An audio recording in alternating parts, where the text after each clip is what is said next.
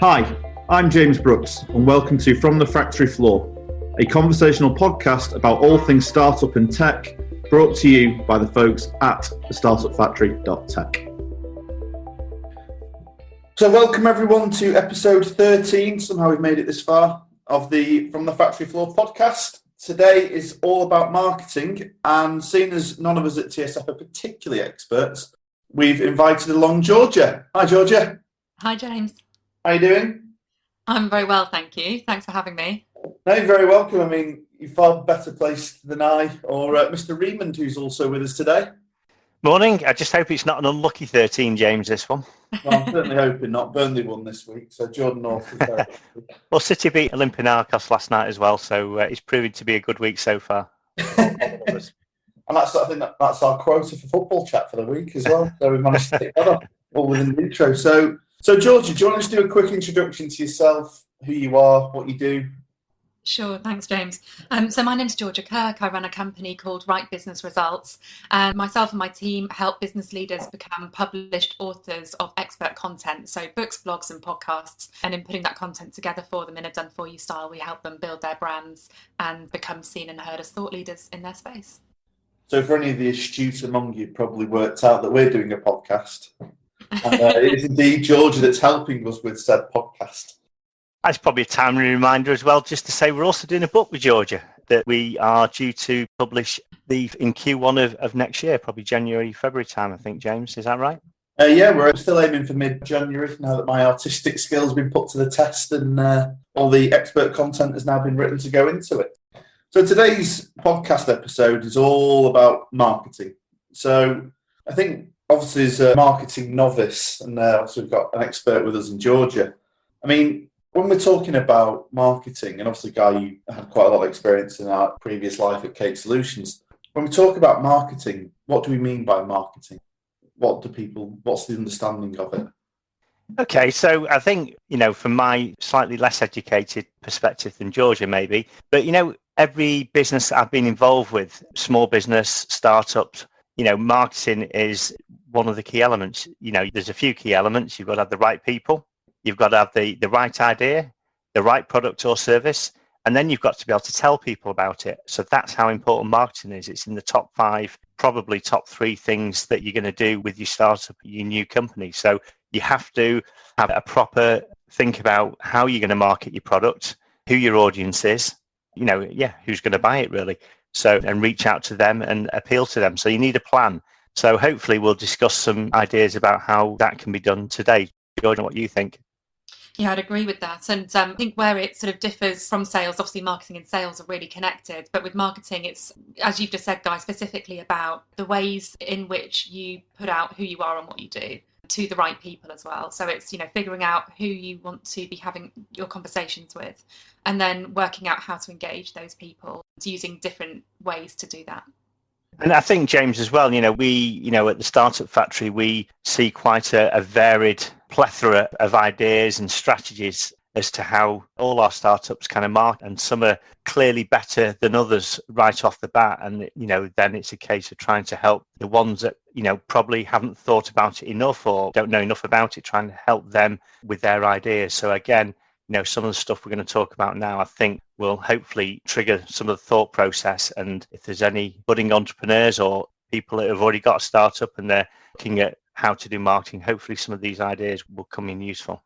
I'm hoping so. And like you say, Guy, one of the most interesting things about obviously TSF and also your previous life in Cake was that, I know Georgia mentioned then, is that marketing and sales are very related. But Cake didn't have a sales team. And obviously we don't have a sales team at TSF. So it's almost marketing is its own thing and is almost completely different, but was your sales route? Yeah, we didn't have a sales team. In reality, we didn't have a marketing department, as most startups don't. And quite frankly, we didn't have a clue when we started. And, the reality was when we first started, we were in the way I went about it. And, everybody's in slightly different situations, but we didn't have the money to put, we started the company on £15,000. And that had to see us through the first 3 months before we started generating income. and generating a cash flow.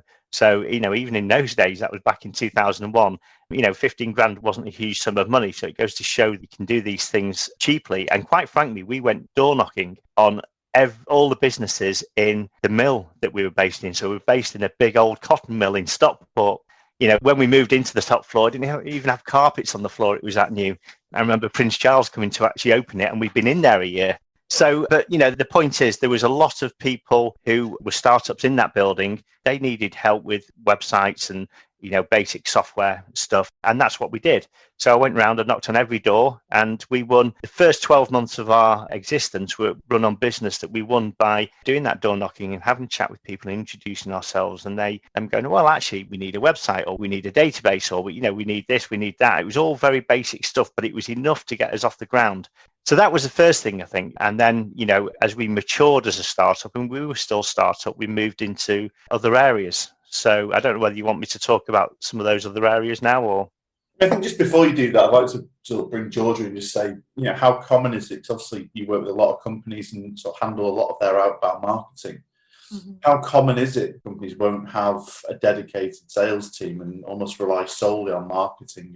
Obviously, we can go into what Guy did and how Kate Solutions managed it and successfully got to where it did by the end. But how common is that as an approach? Yeah, it's a really good question. It's becoming increasingly common. So, around the time what Guy's describing with Cake, it was really a unique sort of concept and approach. And over the last sort of 3 years in particular, using marketing and content specifically to grow a business is now normal. So it's the new normal, and it's been ramped up again by what's happened through 2020 with the pandemic and the lockdowns. And it'll continue, through 2021, and it'll become just the thing that happens, that face-to-face is now no longer an option. So if you have a sales team, pure phone calls, and so you can either have a team of whatever that needs, 2, 3, 5 people or more, constantly on the phone, dialing and trying to start conversations, often cold, with people who don't really want to talk to them. Or you can be, putting some really expert, really value-led content out there into the world and letting people disqualify themselves. And so the people who are interested are going to be engaging with you. And not only is it a more cost-effective way of doing things, but it's also far more powerful in terms of the overall impact on the business, because you're unequivocally the experts in that case. And you don't have to personally be the one. Once you create the content and put it out, it's out there and it can work for you over and over again. So podcasts, for example, have what marketers would call a long tail. So the longer an episode exists, it doesn't just disappear when it's been out for a week. It actually gets more downloads, more listens every week it goes out, and the new episodes bring attention to the previous episodes. That same compounding effect is seen to work with books and with blogs as well. So building your business, and that includes increasing your revenue through creating content, actually the only option viably businesses have from now on. Yeah, I guess, Guy, again, sort of leaning onto your experience with Cake, sort of, obviously Georgia mentioned a couple of different routes in terms of books, blogs and podcasts. I know we didn't do a podcast at Cake because most developers are slightly introverted folk and very good at churning out code and writing blogs. Was it mainly blogs that Cake sort of obviously built its reputation on? To full-blown company, really? In the end, yes, but we didn't start like that. So, blogs, show me age slightly here now, but blogs weren't a thing. They just weren't, they weren't out there. Weren't the blogging platforms back in sort of 2000 and, 5, 6, 7, 8, that kind of time. So actually where we started was with books. And it's the same theory, right? It's expert content. It's just a different era. And we then moved we wrote 6 books on our subject, areas of expertise. They were all published, and one of them ended up being in the computing world a bestseller. It was translated into 13 languages, and the authors actually made a reasonable amount of money out of it. But that wasn't why we did it. The authors made the money; they didn't make any money out of it. But what the company got was notoriety, and it's exactly the same theory. So we wrote the books first, and that's quite a big undertaking. That's quite a big commitment. One of the books was something like 1,200 pages. It was a proper doorstop, proper wedge of pages. Yeah, I think if you weren't technical, it was probably a cure for insomnia. But in the tech world, that it was a Bible at that point for the technology that we were writing about. And that won us business. We got inbound phone calls on the back of that book where people said, we want to use this technology, we're going to call you. And I think, rolling forward a few years, we then we kind of fell in it, if I'm honest, into it. Our CTO was doing some research and development. He was doing loads of experiments, and he began to blog about them. He began to talk about them at conferences. And these are all things that I think a startup can do. Now, we'll come on to the balance and, how much time do you dedicate to this kind of thing, as opposed to how much time do you dedicate to running the business and developing the service or product that you're building. But, any startup can write a blog every week. It doesn't have to take, it's probably a 4-hour commitment as a rule, maybe less, maybe slightly more, depending on how much research you have to do. But if it's your area of expertise, the reality is you probably can do it reasonably quickly. And as Georgie says, blogs, podcasts, they have long tails. They're sat out on the internet forever and a day. People can find them. So, when they're keying into Google a search for something and it's relevant to what you do, then you will appear on that list somewhere. And, hopefully that will drive traffic to that piece of content. It will continue to work for you. So, you can do your blogs, you can do your conference talks, you can do your user group talks. And that kind of brings us into another area. So we've talked about expert content, but I also think that communities come into this conversation as well. The tech community, I think, led the way with this type of thing where, there was a very active community of people within certain technologies that would go to conferences, that would go to user groups, that were really passionate about that, those areas of technology.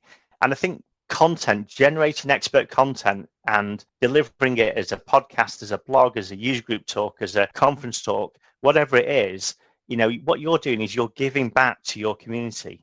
And some of those people in the community might work for potential customers, and that's the way it worked. And the beautiful thing about doing all this type of stuff, where you're doing really interesting work for your clients, or you're building a product that has technically, some elements of AI that you want to talk about. Now, you don't want to give away the crown jewels, but you do want to, tell people how you solve certain problems. You don't have to give them everything. And that really helps the community. But in doing so, you're helping your company because you're putting yourself out there. And I've seen this work. And as James says, at Kate, we literally had no salespeople. We didn't have a marketing department, but we did encourage a culture of writing blogs, not even podcasts in those days, to be honest. That's a more recent phenomenon. But doing user group talks, doing conference talks, working within the community on open source projects, all that kind of stuff really enhance your reputation. And it kind of brings me on to my last point before I'll draw breath and give someone else a chance to chat. But this is all around actually building personal brands. So, what we did was we developed a culture of encouraging people to build personal brands. It became part of the interview process. It was almost a selling point for us in many ways. And, whereas some companies were reticent at doing that because they felt that if people did that, they'd get poached by recruiters. We took the opposite view. By doing that, yes, they'll get the phone calls from recruiters, but they're going to get those anyway. What we felt was that by giving people a platform to build a personal brand, that they were more likely to stay with you. And you do other stuff within your culture to make sure that people really enjoyed working for your organization. It's not just something that you do in isolation. And, we'll talk about culture in another podcast. But yeah, so building personal brands is a big part of the whole picture. Building and getting involved in communities is really important. And all of that is driven by producing expert content. No, I think I'd really, obviously having been at Cake when also all this was going on, I think the time that you gave people, the encouragement to write, because a lot of people weren't particularly confident at writing, actually going and presenting. And those initial sort of blogs that came out and some of the views that they got and the encouragement you gave to then go and turn those blogs into talks and go and do that really enhanced reputation. And I think the only thing I'd like to add to that point is it's not just about your tech people either. Even I did a talk in Manchester at one of the project management groups and sort of, had a good chat with some people there. So it's really not just, you want to be known for what you're doing, and if it's tech, blogs, even open source code to some extent as well can work in the same way. I remember there was some work that some of the chaps did and open sourced it. It was one of the most used things around Kafka and Scala integrations, which is great. And I think it really, like I say, Kate's reputation, you saw it every single conference that we went to, and it wasn't just the coffee machine that we brought with us. That helped. It really helps. I mean, if there's one thing that devs like, it is coffee. So, I mean, Georgia, sort of going into what Guy said there, I mean, how common do you think that is in terms of people just, almost starting with the big block of a book, and sort of, especially when you're thinking about startups, what approach would you suggest people take these days? It's a good question. I think Guy touched on a really important point, which is about it being a part of the company culture and the brand. So it's like part of your strategy. So it's not like I think maybe sometimes people see writing a book as like a one-off special thing, and it certainly can be. But actually, there's no law on how many pages makes a good book. It's all about creating the most, just focus on the reader and what you're trying to get across. And whether that's, it might be a 70 book, like a mini book, and you might put one of those out a year, or it might be something more like a 200 page sort of thing that, you hope will be getting you results for 2-3 years, or it might be a much larger sort of Bible of whatever your field is, like I mentioned that Kate did at first. So there are loads of different ways to approach it. So I would just encourage people not to limit themselves by assuming that all of these things are something that other people do and not them, and also thinking that brand building is about like a company image, or it's just a business leader. It can be everybody in an organization just coming together to express an overall message. But I think usually people's ears start to prick up maybe when they start to learn about some of the results as well that using content in this way can actually gain. For most companies that I work with, it doesn't matter what industry they're in, we have a particular process that we use to put books, blogs and podcasts together. And it works for absolutely any industry, any topic, because it focuses on the way that the information is gathered, and also we reverse engineer it to help people meet their commercial goals they want to get out of it. So I think when thinking of using content as a part of your business growth strategy, first of all, set your goals. So, a year from now, what sort of things need to be going on for you to really know that content's doing a good job, whether it's a certain number of leads are coming in, whether it's, you're making a certain amount of money, whether it's a certain amount of positive reviews or referrals, whatever it is, get clear on what you want to get out of it. And then set metrics around those. So again, like lead gen, okay, fine. Is that 100 leads? Is it 10? Like, how do you qualify a lead? And then you can start to put strategies around the content in terms of where to publish it and who to put it in front of. But just to give an idea of what that might look like, typically for business books, working with business leaders that have some kind of high value proposition, we're looking at them getting returns of £80,000 to £120,000 in the first 12 months that they can directly attribute to the book. But actually, many will say it's many, many more than that. I have a number of clients will say they got minimum 7-figure return, because it's all about how you leverage it with the people that you want to be doing business with, rather than just thinking in terms of, okay, that book's going to cost, £10, I'll get a £3 royalty. I guess, so go on, Guy. I was going to say, just to go on George's point as well, I think, and to pick up on something I just want to talk about, because this is a big fear of a lot of startup, entrepreneurs, is how long is all this going to take? As an entrepreneur in a startup, you're a jack of all trades normally. You have to have your finger in most pies. You probably haven't got a team of people around you at that from the outset that can do all this for you. So, you need to be efficient with your content generation and your marketing. So, to give you an idea, the Startup Factory, we're putting our money where our mouth is in this regard. We've written a book. So we've actually got 8 authors altogether involved in this book. And some of them are our suppliers, interestingly. So you can take the pressure off yourself a little bit by involving other people and, still having something really good at the end of it. We then, for the last 12 episodes before this, and then probably for the next few, we're actually talking around some of the subjects that are in the book. So we're kind of reusing that content. We're just talking about it in a different way. We're passionate about it, and we're going to reach different audiences with the podcast than we will with the book. And on top of that, we're also getting the podcast transcribed into blogs. And again, that's a really smart reuse of content, because, we will hit different audiences with the blog compared to the book, compared to the podcast. So we're trying to spread the net far and wide and deliver the content in slightly different ways, but still get the message across. And involving other people as well means that you're not kind of doing that all yourself, and your team aren't all doing it. Maybe some of your suppliers are going to chip in, or some industry experts. So, you can produce a book, podcasts and blogs and use that content really efficiently So, if you think about it from the outset, and then plan that into what you're doing, maybe you start to write the book before you launch your startup. Maybe that's an option. Maybe you do that as a bootstrapping, in whatever role you're in at that particular point. So you've got something that you can start with. So it just needs to be thought about in advance and then rolled out, and make it part of your culture. Everyone you take on,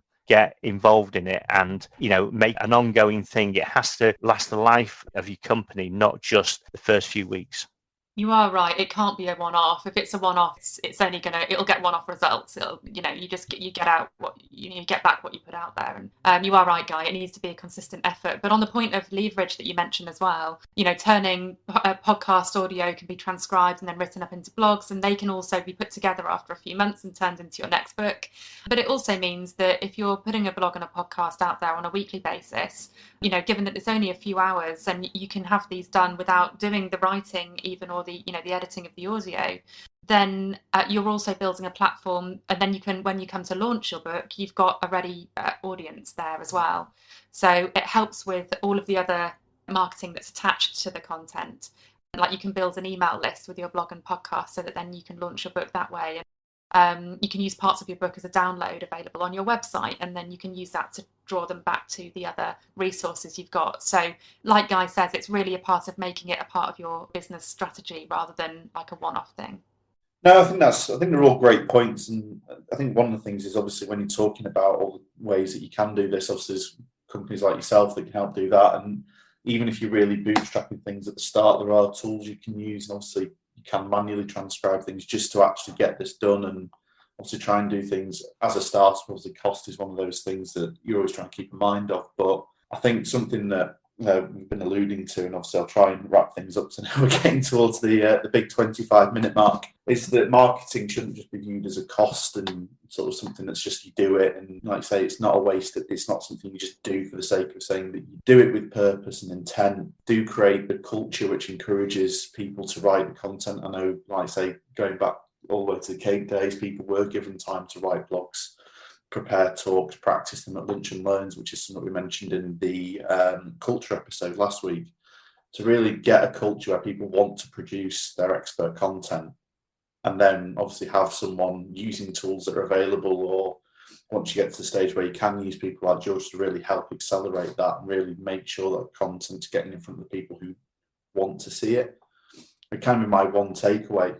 I say it's quite a big takeaway. It's like that's a big Friday night job of a takeaway rather than just a small one. So, I mean, I'll just throw it back to you guys and say, really, what's the one takeaway that if a founder was to listen to this, that you'd really want them to take away as regards to marketing as a whole within a startup? I mean, Guy, do you want to? Yeah, I'll go, and then George, you can add a wisdom to the last point of the episode. I think for me, start early. And if you can, start before you've even founded your company. And what I mean by that, it takes time to build a personal brand. It takes time to be seen as an expert. It takes, I think probably you'll start to see results after 6 months of effort. So, if you're going to write a book, or you're going to write blogs, or you're going to do podcasts, start them before you start your company. Start to build your name and your reputation early. And then when you take people on, and make sure that the people you take on are going to help you with that, and are up for building their own personal brands, because that will make your life a lot easier, and it becomes part of your culture. If you do that from the outset, it will put you ahead of the game. If you don't, you'll be playing catch up, because it does take time to build momentum, but it's well worth it. I've seen it work in a number of companies that I've been involved with now. Cool. Georgia, what would your takeaway be? Really good point. I would just face to face is no more, sadly, and it'll be some time before we get a lot of FaceTime with the people we do business with again. So putting content out there and building, making it a part of your culture, building your brand, it's really, really important. And without it, it'd be very incredibly difficult. In fact, I'd say impossible to be seen or heard. So don't delay. Just get started. Like, don't worry about it being perfect. Don't worry about having access to the best tools. Don't worry about a recording studio for a podcast. It can all be done on Zoom. Like this one. Huh? Just like this podcast. Yeah, and this is it. Just get going. And if you are in a position to put some budget behind it, it's definitely an investment rather than a cost. I think this podcast really is the definition of eating our own dog food, isn't it? I think it really is. It really is. So, I mean, thanks, guys, for your time. Obviously, Guy, and then Georgia, where can people find you again if people want to get in touch about, obviously, if they want to start a podcast or a blog? Thanks, James. Contact me directly on georgia@writebusinessresults.com, which is WRITE, which is probably obvious. You say that, but I don't think anything's obvious these days, especially when people are listening. So again, thanks very much for your time, both. Next week, Guy, I think you're on for a third week after. Wow, it's a hat trick.